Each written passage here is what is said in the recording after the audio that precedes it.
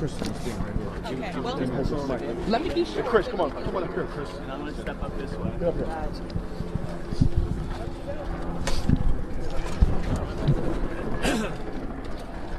Just going to give an update. Chris.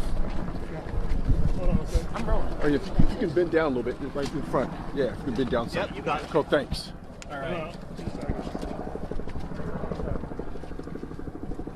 Hey everybody, just a quick update. So I was able to go only inside the very entrance to the back, gate 20, on the other side of the building with Senator Rashawn Kemp.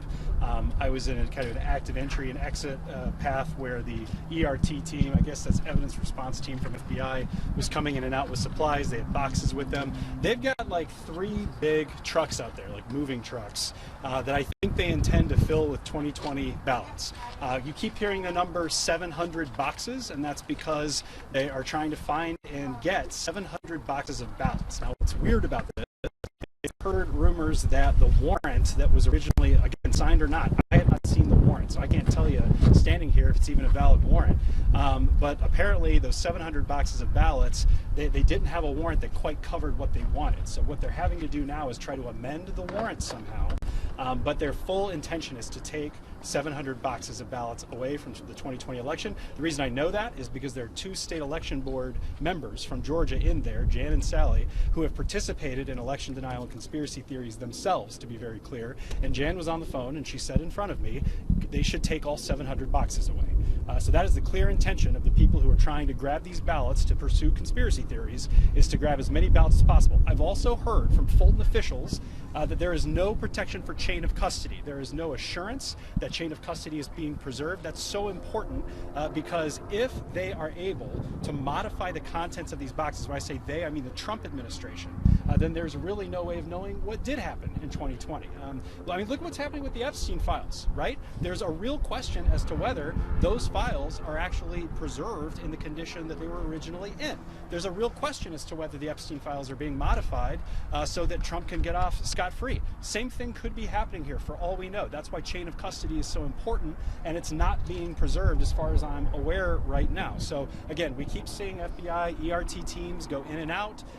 We hear the FBI director might be on his way, but what we know is that there is an intention here by the FBI coming from DC to grab 700 boxes of 2020 ballots from Fulton County in pursuit of Donald Trump's conspiracy theories. Senator, why do you think this is happening like right now? I wasn't able to get an official explanation. I took a video of a couple of the ERT team members. I tried to ask them what they were getting, what they were there for. They could not tell me.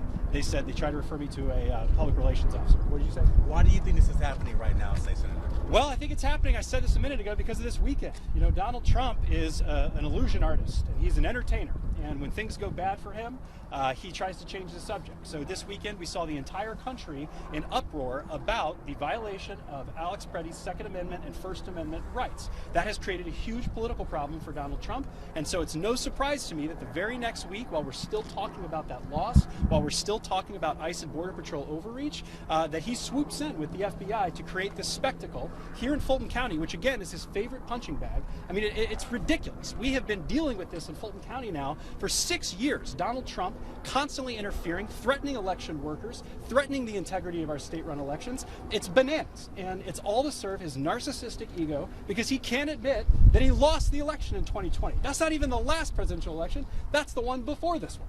The past one. So it's just ridiculous that we've got elected officials standing here. I'm here with State Representative Willis, State Representative Glades, we've got Senator Rashawn Kemp. We are all here having to deal with this on a day when we should be doing committee meetings and legislative session because Donald Trump has decided that now is the time to change the subject. Thank you, Senator. Thank you. Senator. Thank you, Senator.